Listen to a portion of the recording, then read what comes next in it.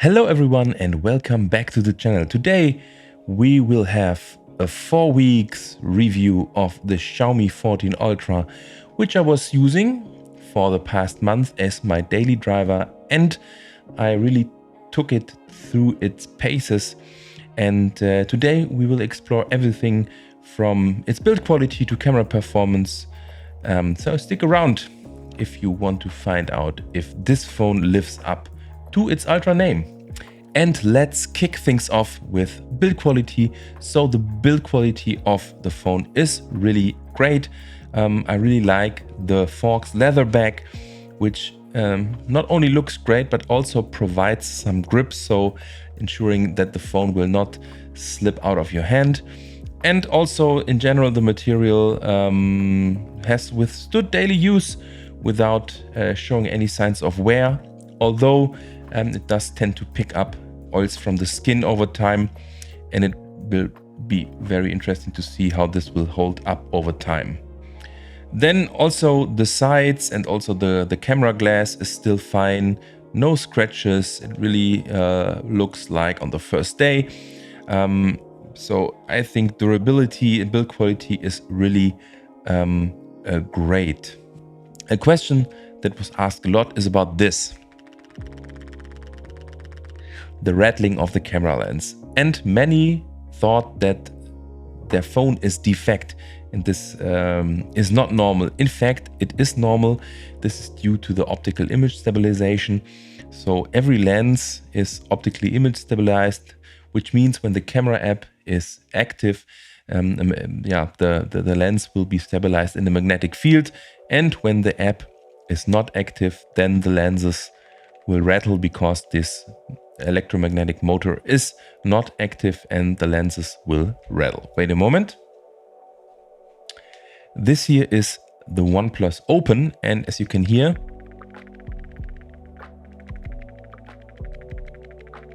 also this is rattling. So at least every phone that has optical image stabilization will show some kind of rattling when the camera app is not active. But of course, the rattling of the Xiaomi 14 Ultra is really loud and pronounced and very noticeable. Also, when you move the phone in your hand, you will notice that the lenses are shifting, and of course this can be disconcerting, and this is also the reason why many people, I think, thought that their Xiaomi 14 Ultras are defect. But rest assured, that's pretty normal. Every phone has it and it's not a problem. It's just part of the optical image stabilization.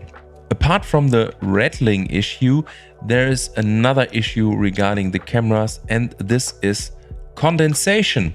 And also a lot of people naturally asked me in the comments of my videos about my experience with condensation. So to get you up and running, a lot of Xiaomi 14 Ultras had the problem that in most of the times the main camera lens will fog up from the inside when the phone is used to take photos or videos outside when temperatures are quite low. Low means around 10 or under 10 degrees Celsius.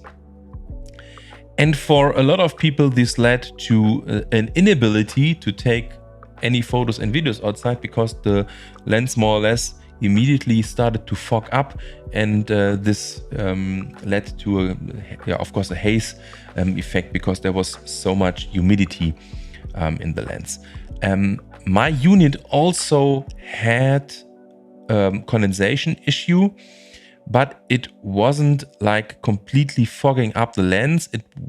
It was more like some individual droplets that formed on the inside of the lens. And these droplets also, first of all, disappeared very quickly when I brought the phone inside, or temperatures got warmer, and in general also the amount of droplets or the amount of condensation decreased over time, and now even with the temperatures getting colder, unfortunately outside again, I have no problems with condensation anymore. I can use the phone normally and there is no condensation present. Other users returned their phones as far as I heard, and because they were not able to reduce the amount of condensation with some suggested workarounds like removing the SIM card tray, recording 8K video for prolonged periods of time, leaving the SIM card tray open. So the idea was to heat up the phone and to release the humidity out of the phone. Some users also used silica or rice and laid their phones overnight into containers with silica or rice to remove humidity, but sometimes it helped, sometimes not.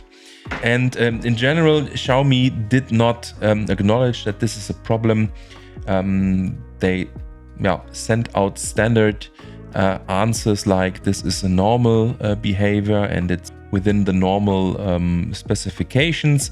And I also found that other phone manufacturers had these kind of answers in their frequently asked questions. And yes, this can be normal. So for example, if with any phone I own and tested, if you, for example, lay a very cold object directly on the camera lens, then the camera lens will start to develop condensation from the inside. But no phone apart from the Xiaomi 14 Ultra had this problem with condensation under normal ambient temperatures. So I think this is not normal and not a normal behavior, and I hope that Xiaomi will at some point acknowledge that there is a problem, for example with manufacturing, but I don't know.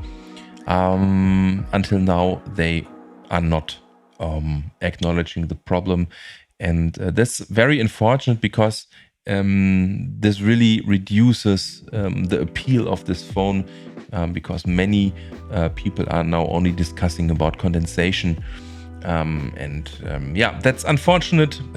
I'm perhaps lucky because my condensation issue is gone, and also when I had the condensation issue it was never visible on photos and videos like it was the case for other users. So that's my take on condensation. I'm acknowledging that this is not a normal behavior, and I think that Xiaomi should act accordingly.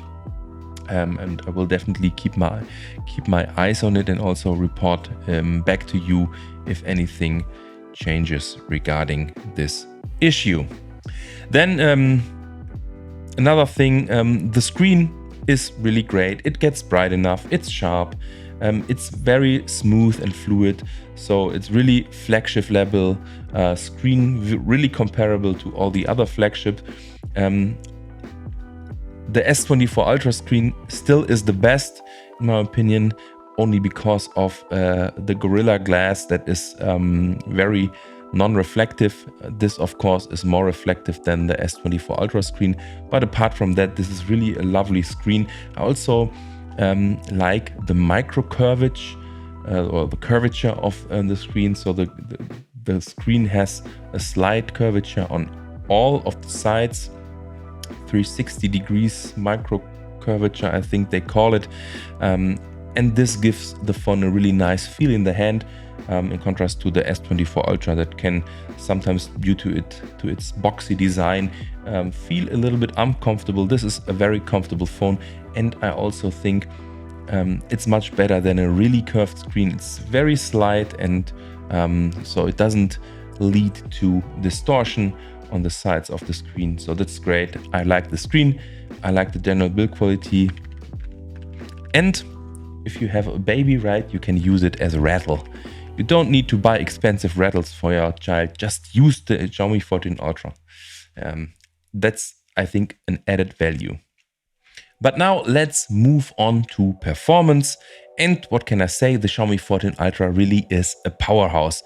It's equipped with the latest Snapdragon 8 Gen 3 chipset, and it can handle every task with ease, right? So whether you are editing videos, playing demanding games, or just scrolling through social media, the experience is really silky smooth. There are no micro lags, no stuttering. The system feels robust and responsive under any load.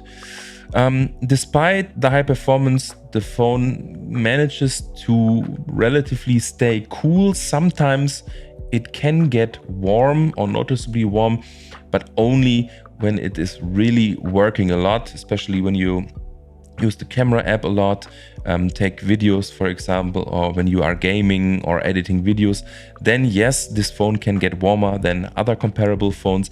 But under normal day-to-day use, the phone has no problems with overheating or extensive heat. So that's fine, I think. And keep in mind, when you start using a phone, it will perform many background tasks, and this will lead to also more heat in day-to-day use. But when it is finished with indexing the file system and stuff like this, then it's completely fine, and that's good. Next, let's come to connectivity. And on the connectivity front, I have to say this phone is flawless. It maintains strong connections to Wi-Fi, Bluetooth, NFC. There are no interruptions. Devices like my Aura Ring and my Garmin smartwatch stay connected without any drops. I don't have to reconnect them, so that's no problem. Also, Android Auto has been an error-free experience for me. No problems with Android Auto, and also hotspot, stuff like this. So connectivity is really great with the phone. Next, let's talk about the software. And I have to say, HyperOS is definitely not the best Android skin I've encountered, and that honor still goes to the One UI from Samsung.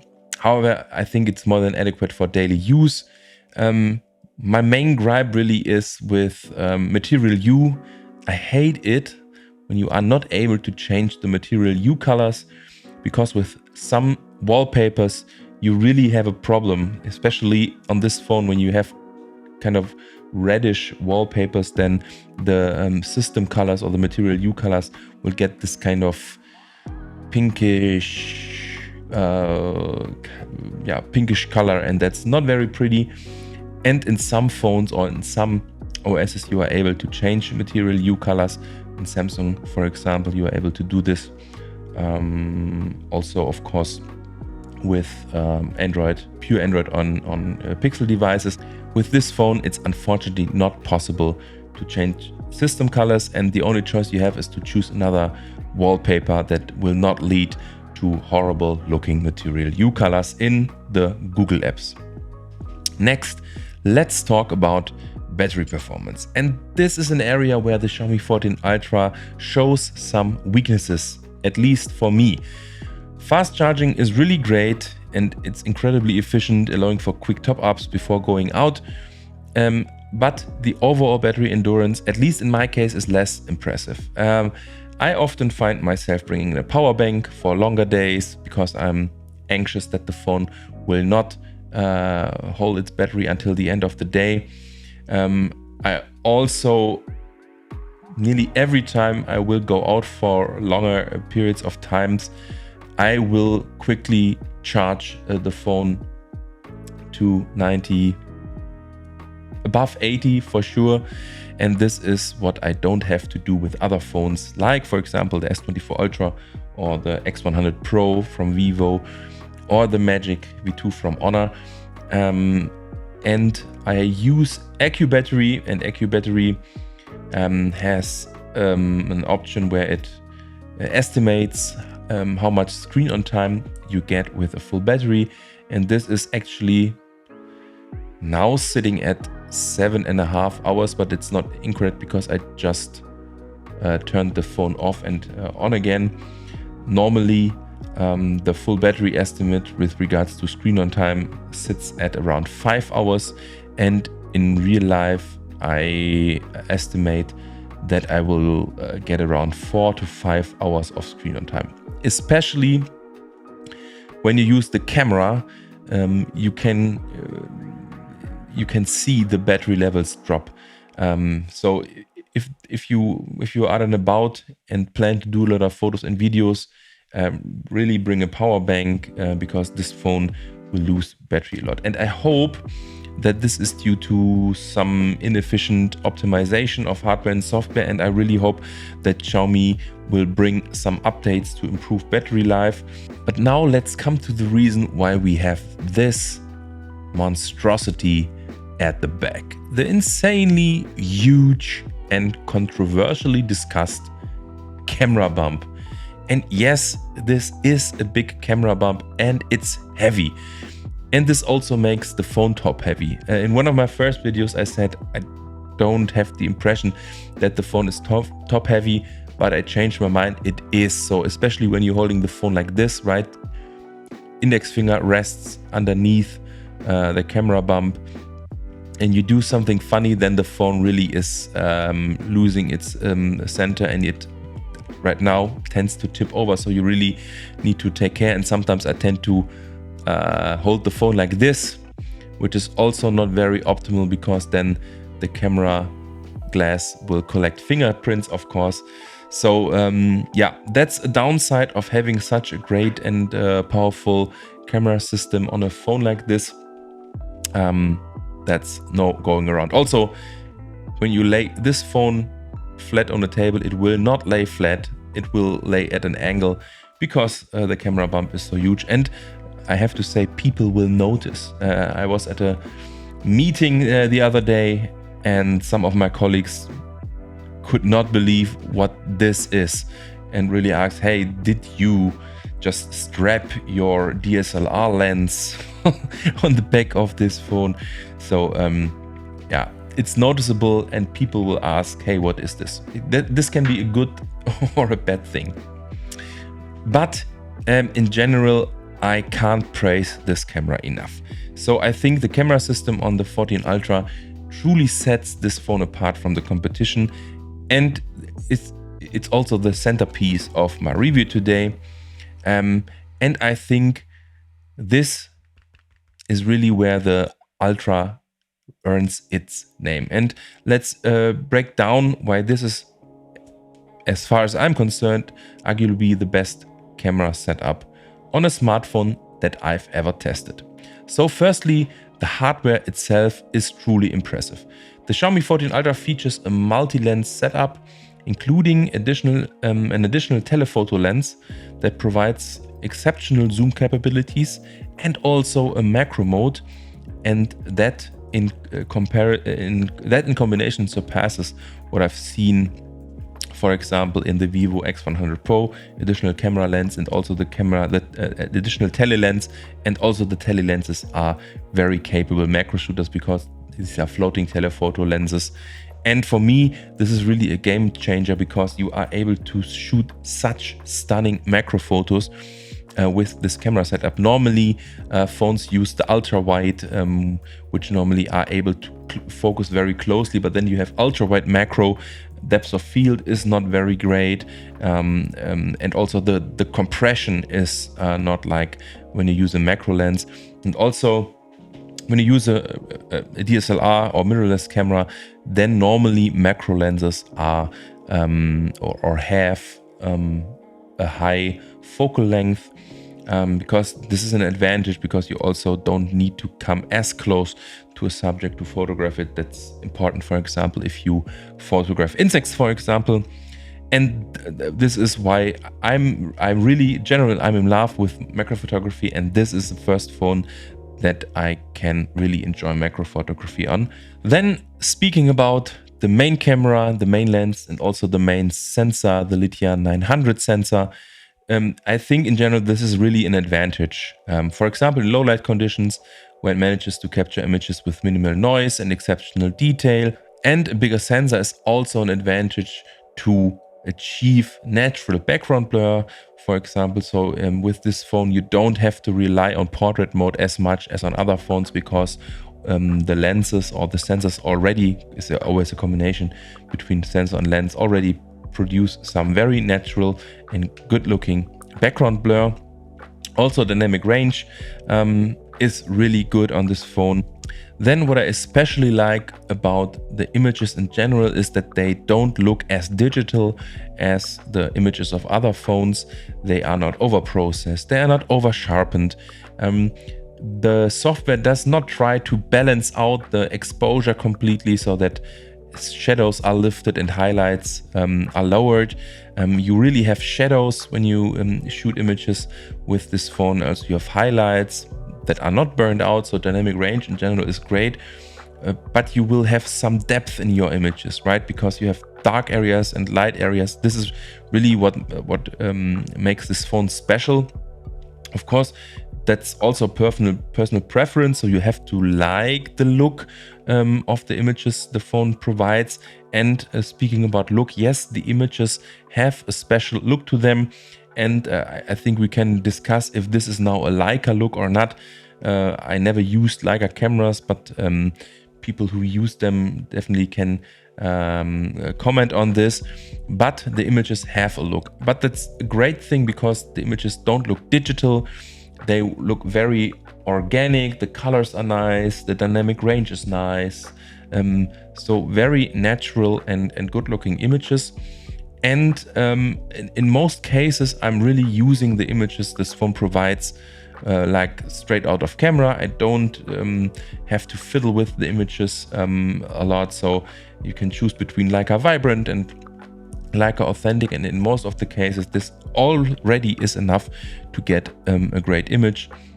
Sometimes you have to change the exposure value, play with exposure compensation, but then this phone provides really great images out of the cab. The video capabilities of the phone are equally robust. Image stabilization is great. Also the videos, although I did not shoot a lot of videos, but the videos I shot are looking really nice.